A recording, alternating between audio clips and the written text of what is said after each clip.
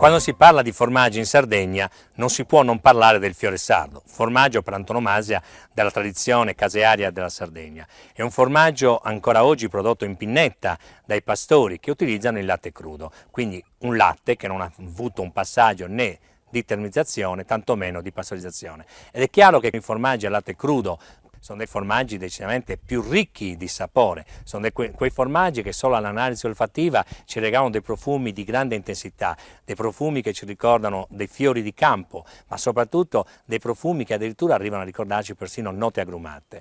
È un formaggio unico per quanto riguarda la produzione in Sardegna dal latte ovino, è un formaggio che quindi è un'emozione ogni qualvolta si va ad assaggiarlo, a degustarlo. Questo formaggio, che è una forte tradizione dei pastori sardi, viene prodotto mediamente con una forma che è intorno ai 3,5 kg.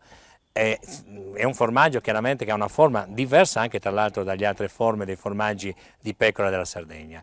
Normalmente viene presentata al consumatore di aspetto scuro perché viene ancora lavorata in superficie con del grasso, con dell'olio, e quindi per tenere la morbidezza all'interno. Pur avendo lunghe stagionature, in effetti questo formaggio si presenta al taglio sempre di aspetto granitico, però al momento che noi andiamo ad affrontare una degustazione, nella cavità orale veramente questo formaggio fonde in bocca pur essendo così un formaggio stagionato.